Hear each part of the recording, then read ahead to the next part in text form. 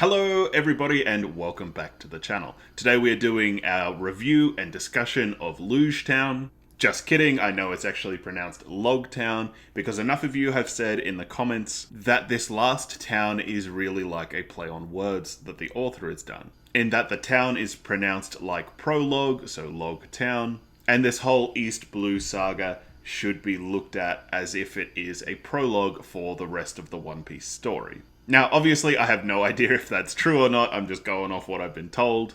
But if that is true, that is really, honestly, so just clever and well done by that author. Because in terms of story writing, this whole East Blue saga has acted as a fantastic version of a prologue. And prologues are incredibly and notoriously difficult to write. So if this whole East Blue saga has just been a prologue towards, every crazy thing that's going to happen when they reach the Grand Line, I'm honestly going to be very thoroughly impressed by that. And going into this Logtown, there was just so much catharsis to it. There was so much just like this feeling of it just coming full circle, just wrapping up so well.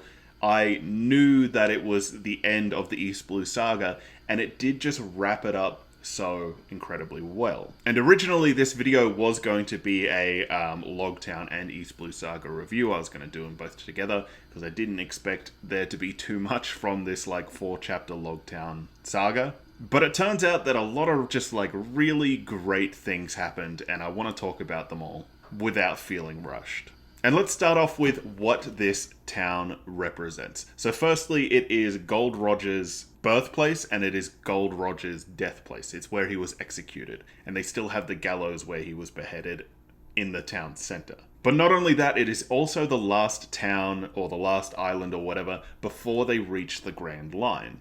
Now, these two things just by themselves are huge. These are very consequential, very important things to not only the characters, but also the story itself. Gold Roger's birth and death place, and where he announced, he left everything he owned in one piece. And their last island before they reach the Grand Line. But to put both of these together, awesome. But the main things that I want to talk about, to no one's surprise, if you've been watching and keeping up with these reviews I've been doing, you'll know that I just constantly talk about the villains. And I was so surprised when like Aldiva rocks up and she's like skinny and hot now, and she's eaten one of the devil fruits, and like Buggy's come back and they're doing like all their thing. And the thing that I really, really liked about that is, if you were paying attention, this wasn't actually out of the blue, right? This is something I haven't mentioned in my reviews, but I always took down a note because I always wanted to mention it, but I never got around to talking about it because these reviews always turned out to be heaps longer than I expected. But at the beginning of each chapter, there is like a little picture title screen that has like the chapter name and a picture that has nothing really to do with the story. And I noticed it from the very beginning when Buggy the Clown was like rocketed off into Narnia or wherever. And he gets like chased by birds, and then he gets rescued by a girl, and he gets like reunited with his crew. And each chapter there was just like this little funny skit that you got to see of Buggy, or like Buggy when he was reunited with his crew or whatever. And I didn't really know if that was ever going to like come full circle to like Buggy being fully restored and causing problems for Luffy in the future. And so I never really, I just like enjoyed the picture for being like a pretty picture, or for being a funny picture, but I never really like took mental note of what was happening with those panels as like the story-wise. Was there some kind of foreshadowing to let us know that he did team up with Aldiva? Or was it really meant to be just like this great shock? Regardless, I'm actually so glad that they are still around and they are still alive, and they're being like, villainous. And, towards the end of the Logtown arc, Buggy does say, we're going to the Grand Line, I've missed the Grand Line, I'm going back, I can't wait, because he still has a score to settle with Luffy. And I actually really like this because, all of these bad guys, all of these villains have been built up so much that it would feel like such a shame for them to just like disappear and never come back. And especially like Buggy and Aldiva, whose relationship to Luffy isn't just antagonistic, it's also like a funny antagonistic thing. So I am honestly really sincerely happy that now that like Buggy and Eldiva have come back, it does kind of give me that hope that, okay, so villains really aren't just like one and done. Villains aren't just like, kill them, next villain of the week, let's go. It will be like, you know, a reoccurring villain situation. And when that happens, there's like so much that can be done story-wise. Like there's, you know, villains to friends kind of story arcs and villains to lovers, you know, enemies to lovers. People love that stuff. I mean, Aldiva's already trying to get a hold of Luffy, so, you know, who knows what's coming down the line. Down the grand line. Don't worry, I feel adequate shame for that.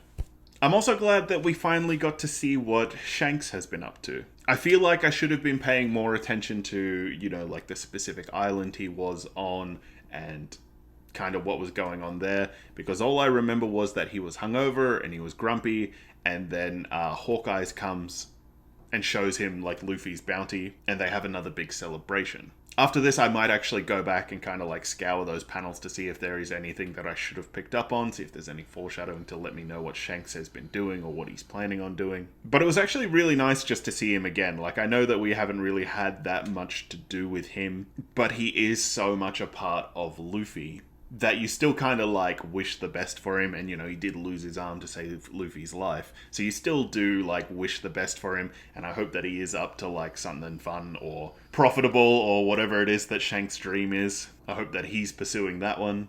Alright, so now let's talk about Zoro's whole thing. I thought it was really strange that the girl that he runs into looks so much like his old friend. I did find that incredibly strange, right? Because not only was it a conscious effort for the author to like draw this person, and even before Zoro was like, wow, she looks so much like my old friend. Like, I did make the connection and I was like, wow, she looks so much like Zoro's old friend.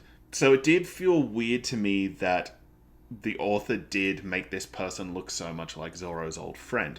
But now that I've like sat on it and I've had time to like, you know, marinate it in my brain, I realize that she might take up that like mantle of replacing Zoro's old friend and becoming, you know, the world's greatest swordsman. And either she will be like what Zoro was and like looking up to Zoro and aspiring to be like him and aspiring to beat him so she can be the world's greatest swordsman, or they will become like buddies and they can like spar together and they can like fight together to, you know, build up their skill to get to the world's greatest swordsman, to beat them, to become it. And then who knows, maybe they have a duel at the end. Or thirdly, of course, maybe she just like continuously hunts him forever. But being that this is an incredibly well-written story, I highly doubt that she will just be like an antagonistic force towards Zoro.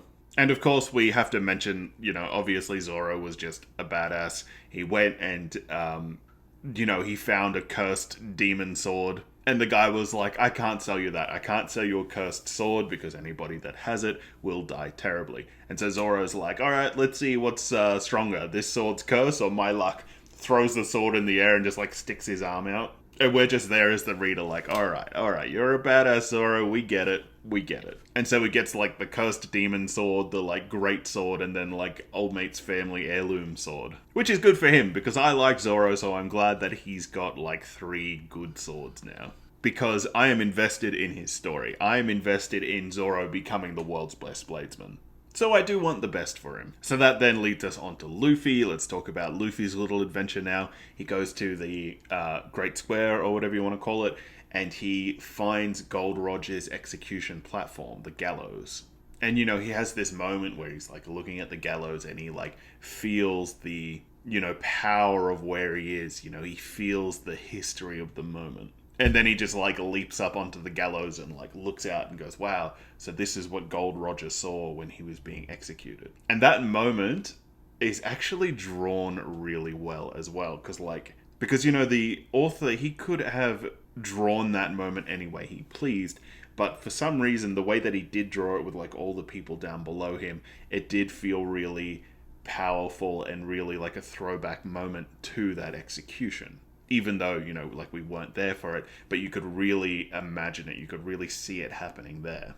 And, you know, I'm not a competent artist and I'm not a art connoisseur, but I do know when I see like powerful moments and moments that really speak to you and like drive that story forward.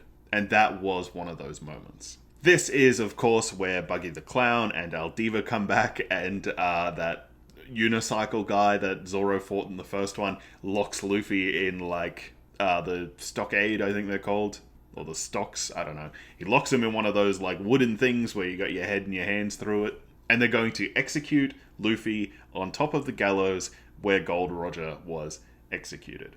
Now, I don't know too much about One Piece, but does One Piece have some kind of like resurrection system? Does it have some kind of like when you die, you come back as something else or as someone else or something? I guess what I'm truly trying to predict here is Luffy Gold Roger?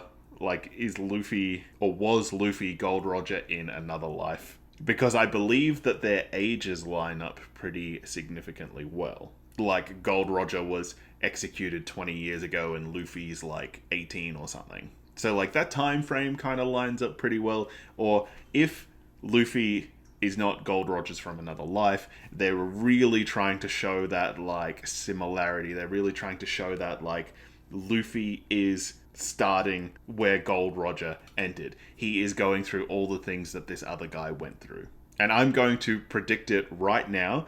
I'm going to predict that Luffy will be executed at the end of One Piece at that island, on those gallows. And right when Luffy dies, he's going to say, "My fortune is yours for the taking, but you'll have to find it first. I left everything I own in One Piece." I would be shocked if this story did not end how it began. And I'm predicting that from the prologue.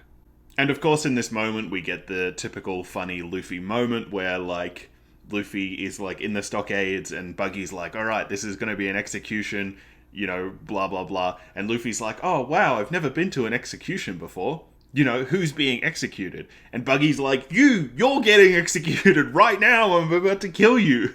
And Luffy's like, "What?" And it's just one of those, like, typical Luffy moments, but it also showed, like, that really funny relationship between Luffy and Buggy that I'm glad still exists, and I'm glad Buggy is following Luffy into the Grand Line, because I do not want that kind of comedic antagonist to be lost. And that brings us on to talking about Captain Smoker. Now, I actually like Captain Smoker, and I like him as a character, but I also like him as a different kind of Marine captain, right? So many Marine captains that we've come across so far have just been like jerks, they've been like corrupt, they've been bad guys, they've, you know, worked with the pirates, they've secretly been pirates, you know, they've been all these kind of like terrible people. But this Captain Smoker, I believe, is the first one that we've come across that's actually been like a decent human. And I think the best example we can give is when the little girl runs into him with her ice cream cone. She runs into him and like smushes the ice cream cone onto his leg. And everyone is like, oh, shock, shock, shock. This guy's about to turn around and like backhand this girl. And as the reader, you're also expecting that, because every other Marine captain, or every other captain in general, has been a jerk that's a bad person that would backhand a little girl for spilling ice cream. But Captain Smoker does the opposite. He gives her more money because she had, like, specifically a 3-stacked cone of ice cream. And he goes, "Next time, buy yourself a 5-stack cone of ice cream." And gives her the money to do it. But more than just not being a jerk, he also shows that he has the competent leadership skills. You know, as they're surrounding the main square while Buggy, Luffy, and Aldiva are up there, and they're all kind of like fighting with each other because Zoro and Sanji rock up as well. The captain goes, "Look, just let them kill each other, we'll just like clean up whoever's left over. There's no use, you know, endangering ourselves if they're just going to fight each other anyway. Just let them do their thing, we'll go in after." But then he also says, you know, send some people down to the docks, send some people over here, make a perimeter here, we need to do like this, this, and this. And he just kind of like shows that real leadership skill and not being a jerk, which I think was really needed, because like I said in my last review, so much of the Marines I actually really enjoyed because they showed such corruption, and it was a foil for the Marines, who are meant to be good, to be doing such evil, and Luffy's crew, who's meant to be evil because they're pirates, but they're doing such good. So it was also good to see the opposite of that with the Marine doing good. Then, of course, some more ridiculousness happens. Buggy turns into a go-kart, or a buggy, if you're from a part of the world that calls go-karts buggies, I suppose. Aldiva becomes really moist and slippery and just starts, like, sliding all over the place. That guy that had the big lion and the little bear ears, he has turned the lion into, like, a replica motorbike with, like, a big headlamp on top of its head. So, you know, just, like, little bits of ridiculousness coming up. But now we come to the moment that I really wanted to talk about, but I wanted to, like, get all that other stuff out of the way because, like, now we are contextually and timeline up to the point that I want to talk about. And that is when Luffy and Captain Smoker are fighting each other, and Captain Smoker's, like, got Luffy's head in the ground and he's about to, like, behead him or something with his sword. But as he reaches for his sword, someone stops him. And it's somebody that we have not met yet. And I'm presuming that it is one of the 7 warlords, and I'm presuming that he also brought the storm in. I'm presuming that's his, like, gum power. He's got the storm fruit powers or something, whatever. And I'm also guessing that that guy had something to do with Gold Roger. This is also, like, part of my validity in the Luffy being the reincarnation of Gold Roger theory, is that this guy also was a friend of Gold Roger's, or he was, like, his first mate or part of his crew or whatever, and he sees Gold Roger in Luffy and wants his old friend back, or wants his old captain back, or something. I don't know. That's a prediction I'm making. I'm making the official prediction that that guy was either a friend of Gold Roger's or was part of his crew. Also, I'm guessing that he was one of the 7 warlords. But anyway, I'm pretty excited to find out who that guy was. And I just want to talk about Logtown as a wrap-up to the story itself and as a prologue to the rest of One Piece. This arc really did a lot to set up so many, like, little plot threads that we can explore later on, you know, and it really gave us this scope that there was going to be so much more. We already know that Luffy's being tracked by Buggy and Aldiva and the Marines, and now this, like, 4th mysterious person who I'm presuming has got something to do with the storm. So there's definitely, like, a lot of, like, sense of danger. There's definitely a lot of sense of, like, things that could go wrong for these people. Right at the end of the story, they also, like, put their foot on a barrel for some reason, as if, like, they're putting their hands in a circle, and they, like, restate everything that they're trying to do. Like, Sanjay puts his foot on and he goes to find all blue. Zoro does, and he goes to become the world's best swordsman. Nami says to draw a map of the world. Luffy says to become king of the pirates or to find One Piece.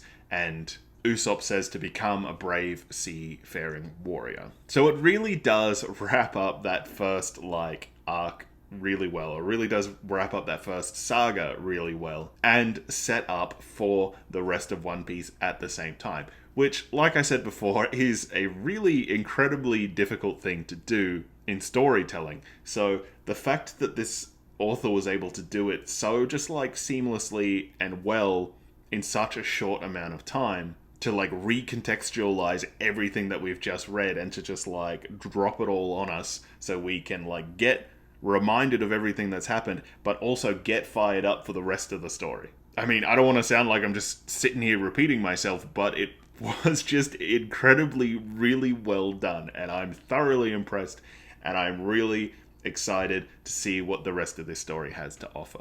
Anyways, guys, that's going to be it from me today about this discussion. Let me know all of your thoughts, feelings, reflections. I want to hear everything. Tell me all about East Blue. Let's talk about all about East Blue. Let's talk about all about Logtown. Like the video, subscribe to the channel if you haven't already. I'll see you in the next one, and as always, thank you very much.